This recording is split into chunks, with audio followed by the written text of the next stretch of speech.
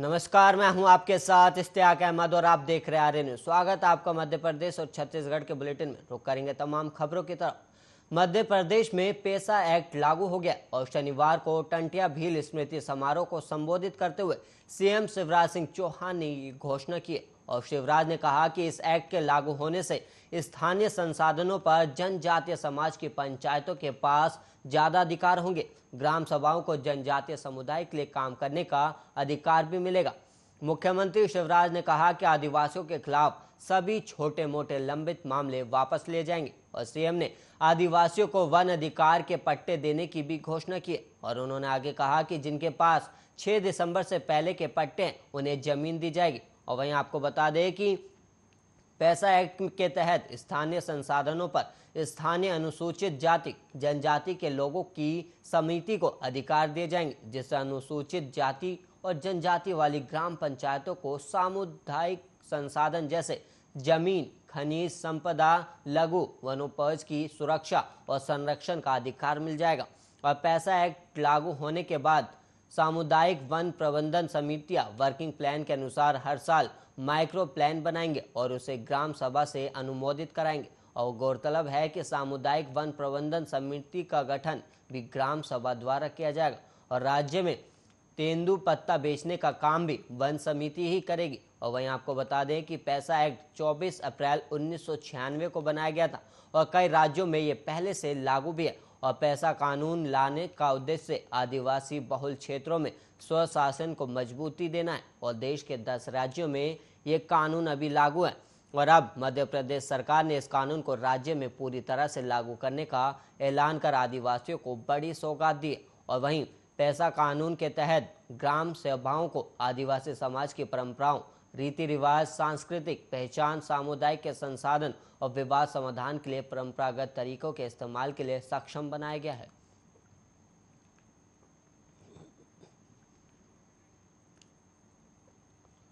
और हाल ही में रायपुर नगर निगम को स्वच्छता के लिए देश में 6ठा स्थान प्राप्त हुआ है और रायपुर नगर निगम को राष्ट्रीय स्तर पर पुरस्कार मिलने के बाद एक और जहां नगर निगम के कार्यों की प्रशंसा हो रही है, वहीं शहर में मच्छरों की तादाद भी बढ़ गई, जिसके कारण आम जनता को बेहद परेशानियां भी हो रही है। और पहले ही राजधानी डेंगू के प्रकोप से प्रभावित है और ऐसे में बढ़ते मच्छरों की तादाद ने लोगों को भी परेशानी में बढ़ा दी है। और शाम होते ही लोगों के घरों में मच्छरों का प्रकोप इस तरह बढ़ जाता है कि लोगों को बैठना भी मुश्किल हो रहा है। और मच्छरों की बढ़ती तादाद के बीच विपक्ष भी सत्ता पक्ष के कार्य प्रणाली पर सवाल खड़े कर रही है और जनता का कहना है कि वार्डों में मच्छर का प्रकोप इतना है कि घरों में शाम होते बैठना भी दुश्वार हो जाता है और बच्चे शाम होते ही पढ़ाई नहीं कर पाते और इसी के साथ ही नालियों की सफाई नहीं होने से मच्छरों की संख्या बढ़ती जा रही। और वहीं इस मामले पर नेता प्रतिपक्ष मीनल चौबे का कहना है कि वर्तमान समय में राजधानी रायपुर में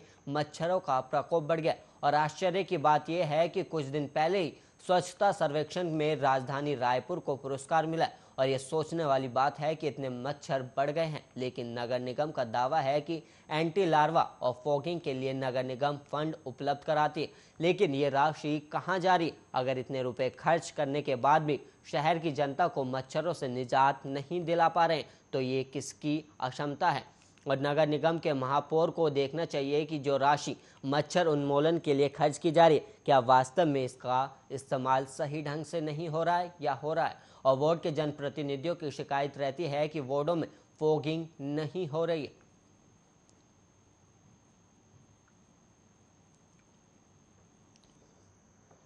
विश्व परिषद महाकालेश्वर मंदिर में सोमवार सुबह भस्म आरती के बाद से श्रद्धालुओं को गर्भगृह से दर्शन मिलना शुरू हो गया और लंबे समय बाद बाबा महाकाल के दर्शन कर भक्त निहाल हो गए। और इस मौके पर संघ के सरकार्यवाह रह चुके भैया जी जोशी भी महाकाल मंदिर पहुंचकर गर्भगृह से दर्शन किए और करीब 20 महीने बाद आज से महाकाल मंदिर का गर्भगृह आम श्रद्धालुओं के लिए खोल दिया गया। और कोरोना महामारी के कारण महाकाल से दूर हुए भक्तों के लिए आज बहुत बड़ा दिन है, जब भक्तों को सीधे गर्भगृह में प्रवेश करने का मौका मिल रहा है और गर्भगृह से ही बाबा महाकाल के दर्शन कर रहे हैं। और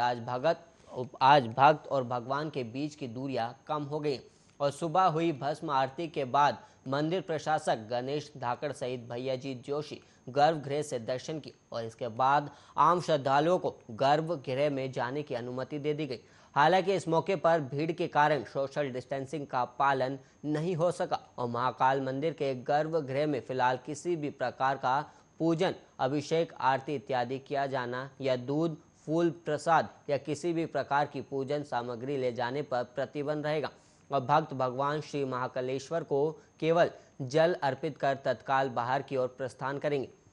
और रसीदधारी श्रद्धालु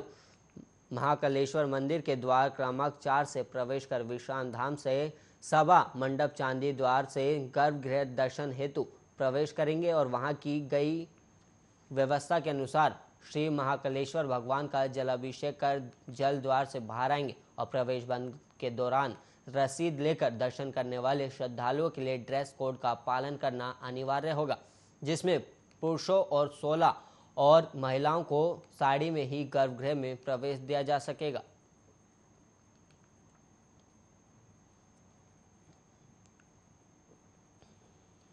आम आदमी महंगाई की चौतरफा मार से परेशान है और वहीं पेट्रोल डीजल के भाव भी लोगों को चैन नहीं लेने दे रहे। केंद्र और राज्य सरकार ने कुछ टैक्स जरूर कम कर दिया, लेकिन ये ऊंट के मुंह में जीरे के समान है। पेट्रोल डीजल के दाम में आज कोई खास बदलाव नहीं हुआ है और वहीं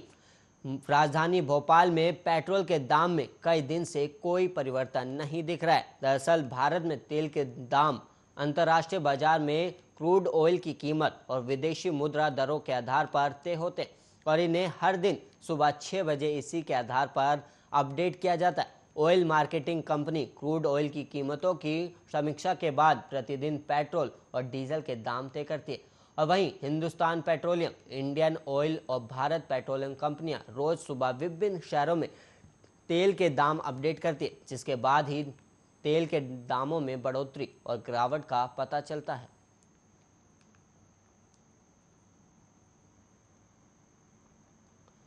नागदा में खाद्य विभाग की टीम ने रविवार को कार्रवाई करते हुए 2000 किलो मावा पकड़ा है और खाद्य सुरक्षा अधिकारी ने मावे के मिलावटी होने की शंका जाहिर की थी और संदेह के आधार पर मावे को जब्त कर लिया गया और इसके साथ ही मावे की जांच के लिए सैंपल भी भेजे जाएंगे। और वहीं खाद्य सुरक्षा अधिकारी बसंत दत्त शर्मा ने बताया कि उज्जैन से खाद्य विभाग की टीम नागदा में औचक कार्रवाई करने आई थी और काफी दिनों से शिकायत मिल रही थी कि नकली मावा नागदा से बाहर भेजा जा रहा है और नागदा रेलवे स्टेशन के पास 2 लोडिंग गाड़ी से मावा सप्लाई किया जा रहा था और ड्राइवर को रोककर उससे पूछताछ की तो वो संतोषजनक जवाब नहीं दे सका और अधिकारी ने बताया कि संदेह होने पर नागदा मंडी थाना पुलिस को सूचना दी गई और सूचना पर पुलिस भी मौके पर पहुंच गई और गाड़ी समेत ड्राइवर को थाने ले जाया गया और जहां उनसे पूछताछ भी की जा रही और टीम ने 2 गाड़ियां जब्त की है। एक गाड़ी में 25 और दूसरी में 53 डालिया मावा है और इस तरह दोनों को मिलाकर लगभग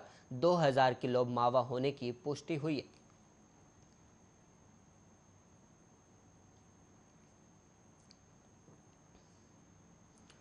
सतना जिले में एक बार फिर पुलिस से बेखौफ दबंगों ने फिर एक छात्र का रास्ता रोककर मारपीट की और इस घटना का वीडियो भी सामने आया, जिसमें आरोपी छात्र की बेरहमी से पिटाई भी करे और हादसे के बाद घायल छात्र ने कोलगवा थाने में शिकायत दर्ज कराई और मिली जानकारी के मुताबिक कोलगवा थाना क्षेत्र के अंतर्गत बिरला महुआ बस्ती निवासी विशाल रजक छात्र ने गुरडांग इलाके के कोचिंग सेंटर गया था और कोचिंग समाप्त होने के बाद वो अपने घर जा रहा था और इसी बीच रास्ते में घात लगाए बैठे करीब आधा दर्जन दबंगों ने छात्रों को रोक लिया और वहीं आरोपियों ने छात्र के साथ लात घूंसे से जमकर मारपीट की और मारपीट की घटना का लाइव फुटेज सामने आया, जिसमें साफ तौर पर दिखाई दे रहा है कि पुलिस से बेखौफ दबंग किस तरह अकेले छात्र को पीट रहे और वारदात को अंजाम देने के बाद आरोपी फरार हो गए और घायल किसी तरह कोलगवा थाने पहुंचा और अपनी शिकायत दर्ज कराई और पुलिस ने छात्र का आवेदन लेकर भेज दिया और अभी तक कोई कार्रवाई नहीं हुई है।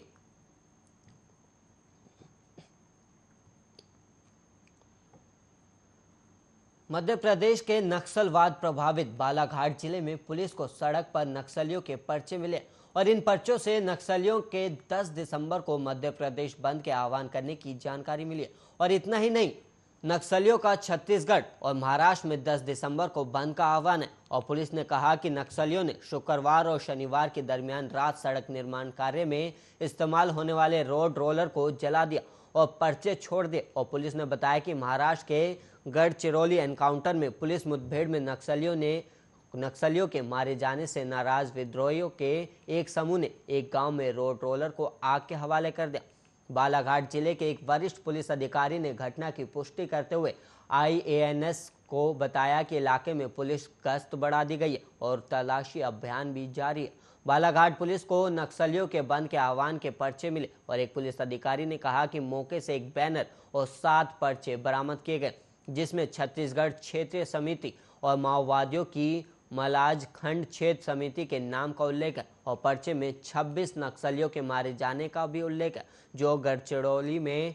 13 नवंबर को एक मुठभेड़ में मारे गए थे। गढ़चिरौली जिले के घने जंगल में सुरक्षा बलों के साथ भीषण मुठभेड़ के बाद उस जगह से 29 हथियार भी बरामद किए गए हैं।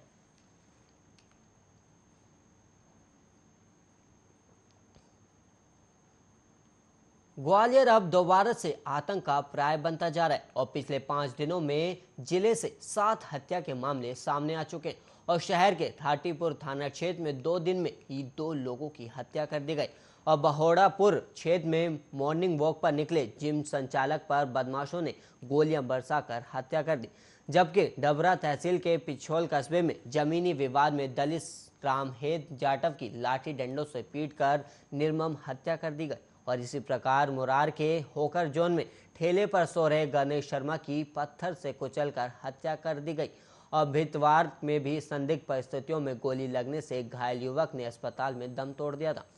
और 1 दिसंबर को उपनगर मुरार थाना क्षेत्र के सिंहपुर रोड स्थित होकर जोन में गणेश शर्मा नामक बिजली कारोबारी की पत्थर से कुचलकर हत्या कर दी गई और इसमें उसके संग रहने वाला दोस्त मुख्य संदिग्ध है, जो अभी तक लापता है। और वहीं दूसरी वारदात 2 नवंबर को सुबह 6:30 बजे मॉर्निंग वॉक पर निकले पप्पू राय पर बाइक सवार बदमाशों ने ताबड़तोड़ गोलियां बरसाना शुरू कर दिया था और फायरिंग के दौरान जिम संचालक की मौत हो गई। और ये मामला पुरानी रंजिश का बताया जा रहा है और पुलिस मामले की जांच में लगी हुई है।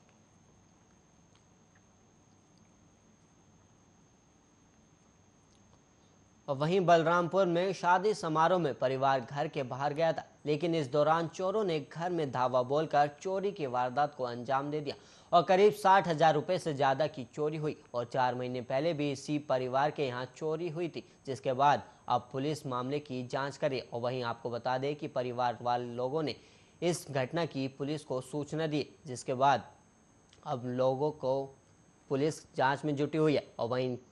आपको बता दें कि घर में शादी का माहौल था, जिसकी वजह से लोग घर के बाहर गए थे, जिसके बाद ये चोरी हुई।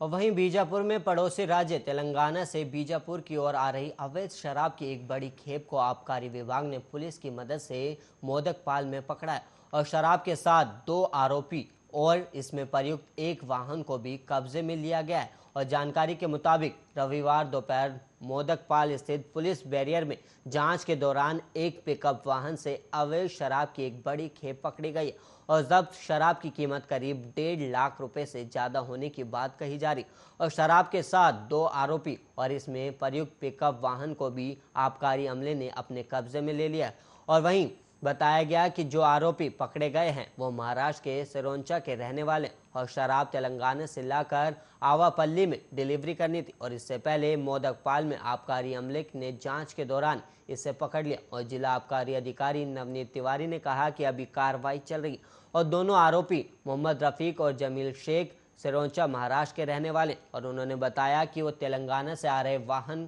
क्रामक को महिंद्रा सुप्रो मिनी ट्रक मोदकपाल के पास खड़ा किया गया और वहां से पकड़ा गया, जिसमें 15 पेटी स्क्रिप्ट समेत अंग्रेजी शराब और जब्त की गई है। और इसकी कुल अनुमानित मूल्य करीब 1,70,000 रुपये आंकी गई है। और कार्रवाई में विभाग के उप निरीक्षक श्री राम कावड़े, आरक्षक गोपाल जोशी, लखन लाल मंडावी, प्रेमलाल नेताम, होमगार्ड हेमलता सोरी, शांति कलमू और वाहन चालक पवन नेताम और हिमांशु कोराम शामिल थे।